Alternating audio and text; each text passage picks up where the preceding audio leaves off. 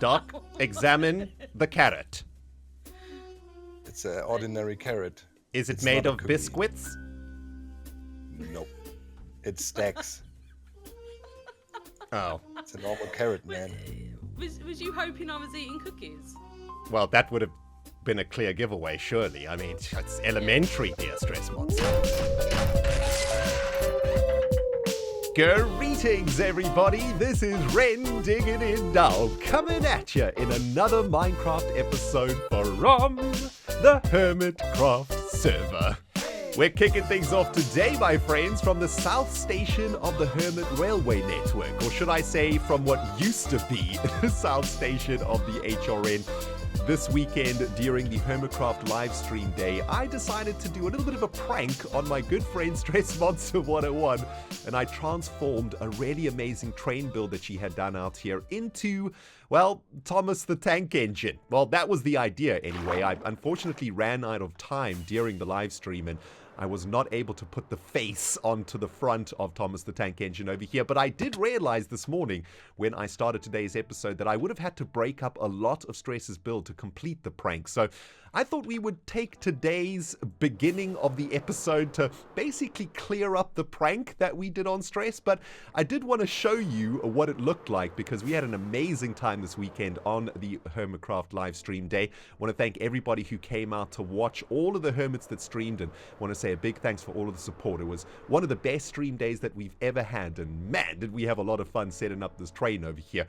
What I've realized, though, is that I haven't actually showed you the beautiful build that Stress did for the south station of the HRN. So I'm going to kick things off today by clearing away this prank and revealing beneath its plasticky surface probably one of my favorite stations that has been built here for the HRN project so far. And a little bit later on in today's episode, we're going to be catching up with Stress Monster 101 for a little bit of an interrogation with Renson and Docson. So going to be a super fun episode, my friends. Get yourself something tasty to snack and sip on, and let's get cracking. Oh, and kind of ironically, guys, it looks like this very childish build has actually turned out to be rather dangerous.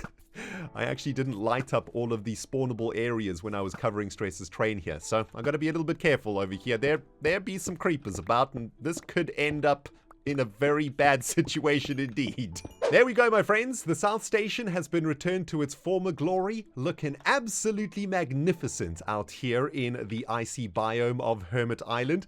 This station, of course, connects Stress Monster 101 and Iskal to the HRN network, and I want to say a big thanks to my friend Stress for this amazing addition to the HRN project. I just love how this train is smashing into this iceberg over here, and I'm particularly fond of this old-fashioned railway line that Stress has made that connects South Station to the mainland.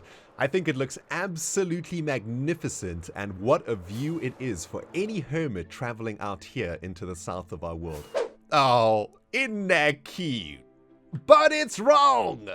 It must also be said, my friends, that Stress Monster 101 spent a ridiculous amount of diamonds at my log shop last week to build this magnificent railway line over here, and I reckon we could do something a little bit nice for her, make sure she doesn't have to spend any more diamonds on Acacia, and maybe what we could do is finish off these support pillars for her. I have brought a shulker box of Acacia stock, and I'm going to use probably most of this over here to finish off these support beams. I've also brought a little bit of stone brick action, and I've got a pretty sweet idea that we could do to finish off these support beams. Hello there, Mr. Drowned. Oh, you are looking very depressed and soggy right now. Let me put you out of your misery. There you go. Rest in pieces, my friend. Now we be cooking with gas, my dudes. Just finished laying down all of the foundations for Stress's railway line, and this has really brought this part of the HRN project to life. It's cost me about 9 stacks of acacia and 2 shulker boxes of stone blocks, but a small price to pay, in my opinion, for helping Stress out here on the South Station line. I hope Stress likes it, and thanks again to her for allowing me to turn her train into Thomas the freaking Tank Engine. And while we're on the topic of railways, guys, I wanted to give you a quick update on the rest of the HRN project. couple hermits on the server have been working their butts off to add a couple more stations to our network, and while we saw Iskal's station in the shopping district a few episodes ago, but this thing is now completed and it looks absolutely beautiful, doesn't it? I love the addition of these leaves to the inside and this fountain in the middle, and this is now our very first functioning junction on the HRN network, and a big thanks to Iskal for this station. I think it's absolutely beautiful. I love it. And speaking of stations, a rather ominous skull face has appeared here in the pirate district of Hermit Island, and this is thanks to False Symmetry, who has designed probably the most interesting and scariest station for the HRN project. This is, of course, the Pirate District station that connects all the way over to the Fantasy District station and back to Grand Central over there. And Falsey has done an absolutely amazing job of creating the server's most unique railway station, without a doubt. And what I love most about this build is how well it fits into this area. It's super piratey, which matches the pirate district in which it is built, and I think it just looks really epic with Zombie Cleo's pirate galleon in the background. Falsey, thank you so much for your hard work on the Pirate District station. It is an absolutely awesome addition to the HRN, and I love it. Now, my friends, we've still got loads of stuff to do in today's episode, including an interrogation of Stress Monster 101, but I did want to spend a couple of minutes talking about, well, my skin. For the last few episodes or so, I have been experimenting with a new skin design for my Minecraft character, and to be honest, it's been met with mixed reviews from you guys out there. Now, I'm very pleased to say that the majority of you out there have reacted positively to my skin change. However, I personally can't help but feel there's something missing with our brand new skin. And, well, a couple of you guys agreed with me and sent me some really constructive feedback. Now, the main bit of constructive criticism that I 100% agree with you guys on in the previous episode is that the skin I was using in the last two episodes, the one with the white t-shirt, was lacking a little bit of character. It didn't quite suit my personality, and I think that's because the previous skin was maybe 5 to 10 years too young for me. And a ton of you guys were saying that I looked a little bit like a hipster and not very much like the ReNDoG. So I've taken that feedback to heart, guys, and I've gone back to the drawing board on the skin, and I've tried to make my new skin look a little bit more like the old skin and retain a little bit of the ReNDoG character to it. As you guys can see, we are now rocking a red shirt instead of a white shirt, brown shoulder straps, and a lovely little gold buckle on the belt. I've also changed the color of my watch to black, and I think that's helped a lot. The red watch to me is maybe a watch that a teenager might wear and not an adult like myself who plays Minecraft. I've also done a little bit of work on my face, as you can see. No longer do we have the second layer mustache, which was making me look a little bit like a biker, if I'm completely honest with you. It was looking a little bit strange.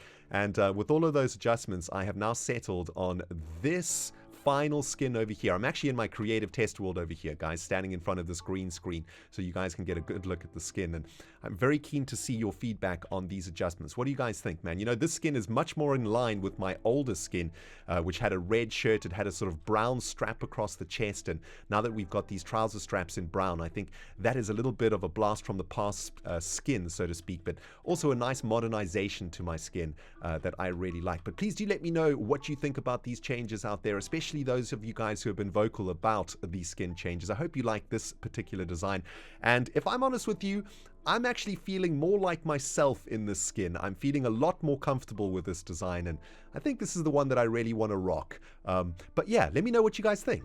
Now, while we're on my creative world, guys, I wanted to quickly bring you up to speed on what we're going to be doing in today's episode.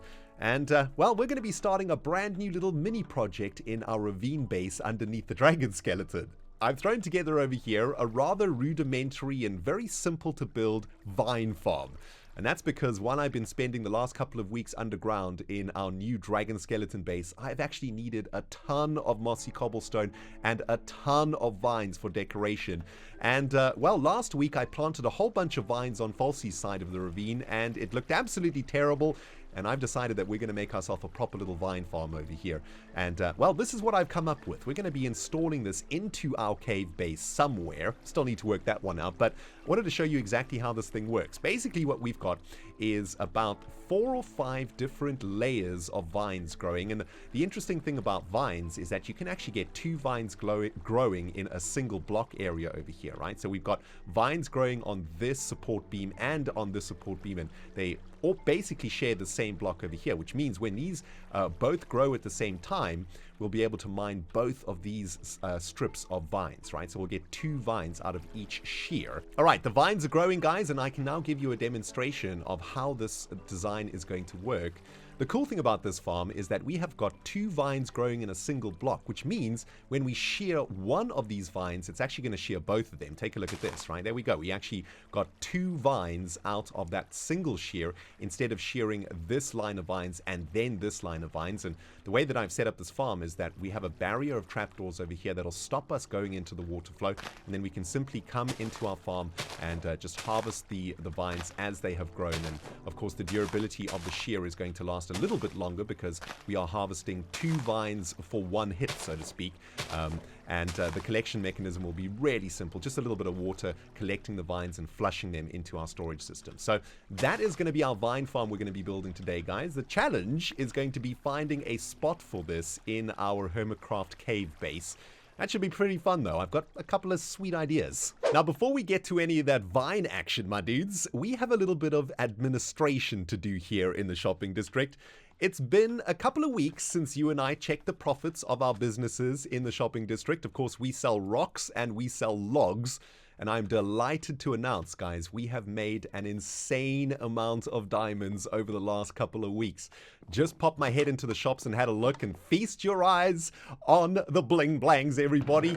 Look at this. We have basically almost sold out of all of the logs here in the log shop, which is amazing. It also means that we need to do some ASAP restocking because it looks like the Hermits are in desperate need of wood right now. Of course, we're going to be sharing these profits with Impulse. So let me collect up all of the profits for the weeks over here for the last couple of weeks and see how many diamonds we've actually made from the wood business. Oh man, this is awesome.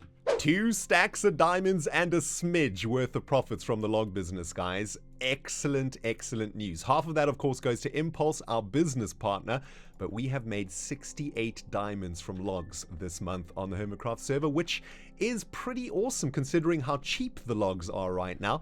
I'm very pleased with that. Thanks, Hermits. Keep buying my wood. I'm also very pleased to announce, guys, that it looks like some of the Hermits on the server have finally realized they can get a serious deal when it comes to buying building materials on the Hermitcraft server. Here in Big Rocks Incorporated, you can get a shulker box of building blocks plus a stack of golden carrots, and you get to keep the shulker box for 12 diamonds per Big Rocks box, which is an absolute deal. And as you can see, we have already made a couple of sales over here. 36 diamonds so far from this.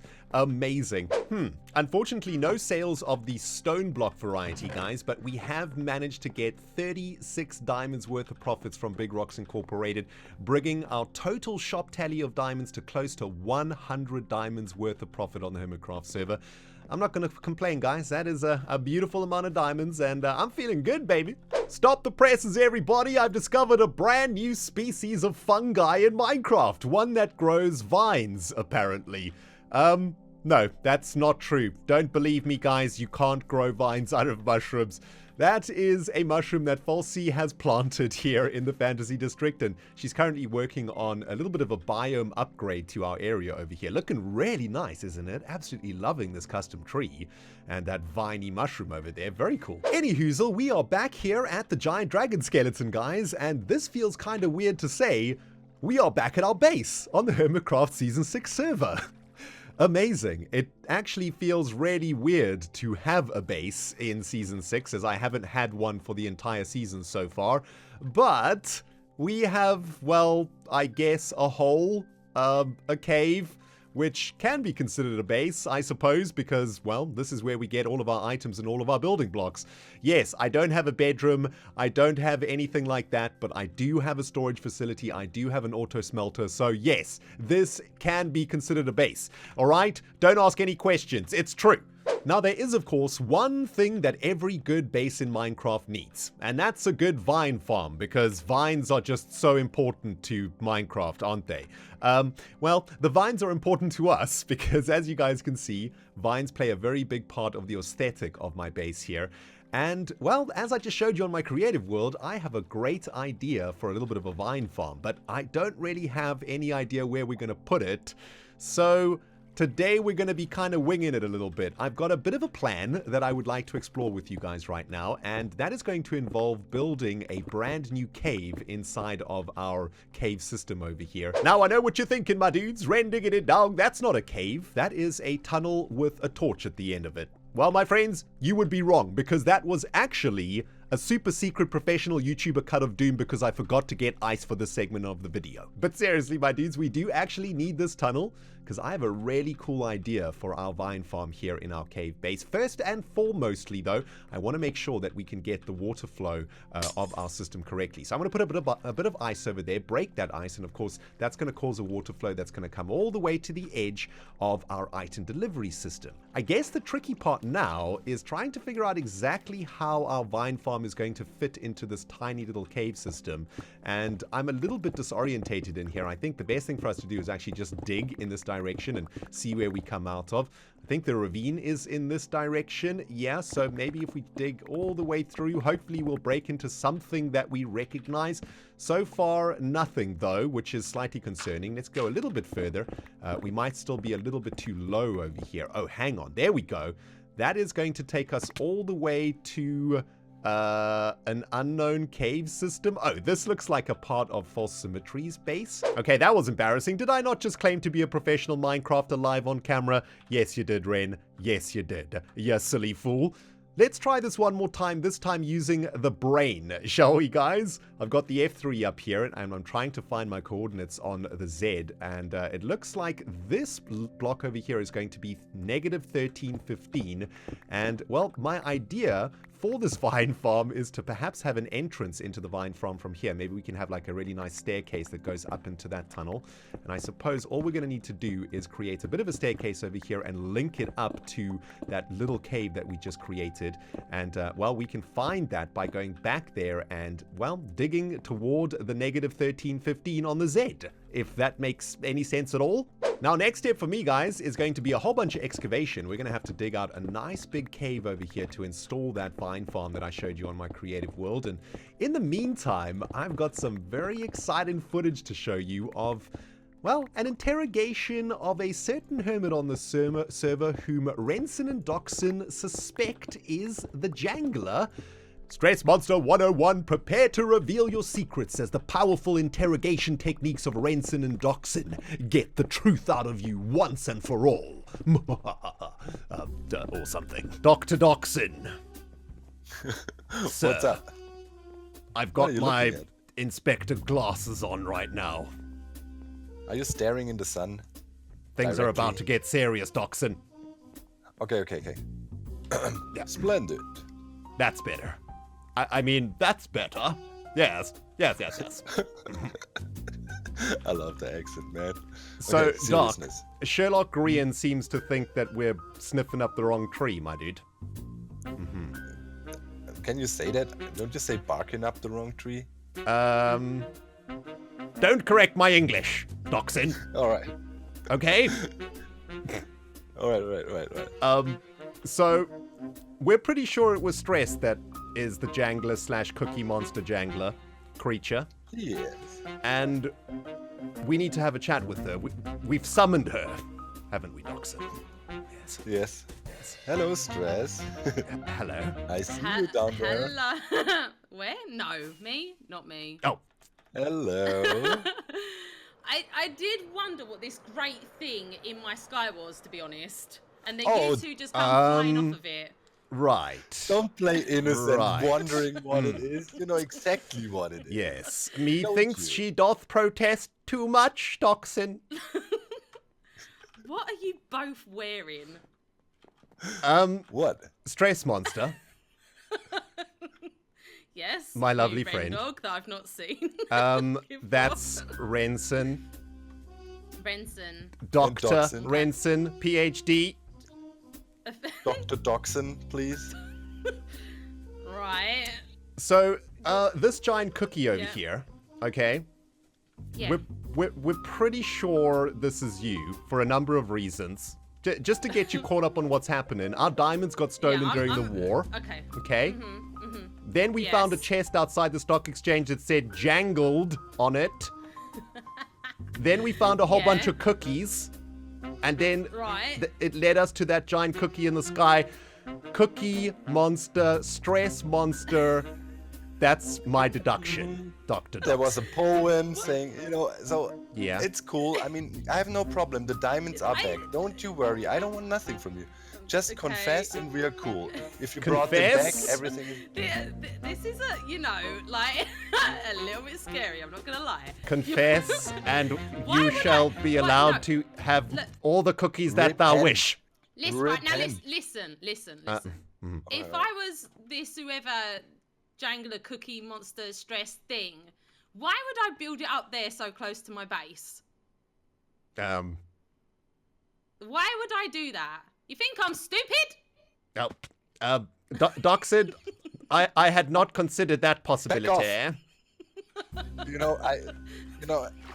The thing is, didn't you get enough by mercilessly killing us during the war? Was that not enough for you? You want to embarrass us now? I didn't kill you both. I'm like, oops. Yeah, maybe I did. That was good though, right? You have to admit. That was good. Yeah. Yeah, but wasn't it good enough for you? You want to embarrass us like that with a cookie chase, stealing the diamonds on top?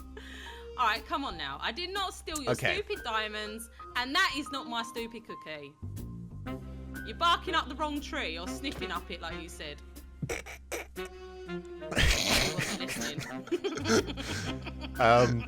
Docson, well, I must say, looking around the place, I don't see many clues that leads to... Oh, wait! Docson, I've had an epiphany! Stress monster, reveal what you are currently eating on the Hermitcraft server right now. Yes, toss it out. Toss it! Toss it. Toss it. Or we shall destroy you with intellect.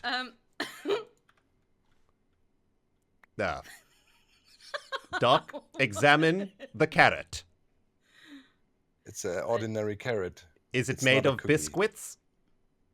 Nope. It stacks. Oh. It's a normal carrot, man. Was you hoping I was eating cookies? Well, that would have been a clear giveaway, surely. I mean, it's elementary, dear Stress Monster. Like what Doc has in his hand. Well... like that thing. Yeah. That's called evidence. Yeah? Docson, let's get out of here, dude. Yes. This is going nowhere. We've definitely sniffed up the wrong tree. Get away here, don't run from her. She might lead us in a trap.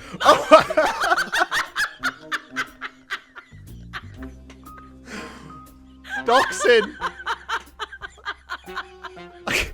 I've been murdered. Can't believe it. Well, my dudes, it's becoming abundantly clear that Renson and Docson should be leaving the serious detective work to Sherlock Green. Turns out Stress Monster 101 is not the Jangler, and the mystery continues. I do have some good news for you though, guys. I've made some excellent progress on installing our vine farm into our dragon base, and it looks a little something like this. It's very janky right now, and as you can see, I made the cave way bigger than it needs to be. A lot of work still needs to be done on the aesthetic of this bad boy, but for the last part of today's episode, I thought we could work to get this thing fired up together. I've got the beams running across the chamber over here, and I've realigned the item aqueducts a little bit here.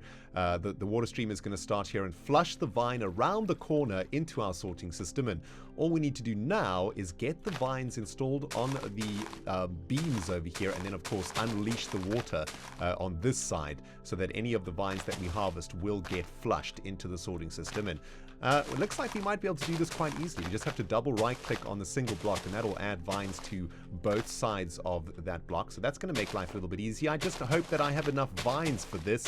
Looks like I might be 1 or 2 vines short, which is kind of frustrating. All right, well, those will grow, and we can harvest them once they are a little bit riper, so to speak. In the meantime, we can break this ice over here to start the water flow that is going to be delivering those vines. And that, my friends, I guess, is a very simple, very rudimentary, but very useful vine farm for our cave base that is very viney. And Yeah, good job, Ren. Well, it's been an absolutely jam-packed episode today, guys. I hope you have enjoyed it. I've also just realized I'm wearing glasses inside a cave. Give me 1 second. That's better. Thank you guys so much for watching today's episode. Hey, if you enjoyed it, you know what to do. Smack that like button, baby. And if you haven't subscribed yet, well, no better time than now to subscribe. And if, for anything, subscribe for vines. Because have a look at this, guys. Our vine farm is up and running. Beautiful stuff. But yeah, thank you very much for watching, my friends. ReNDoG signing out. And we will smell you all in the next episode.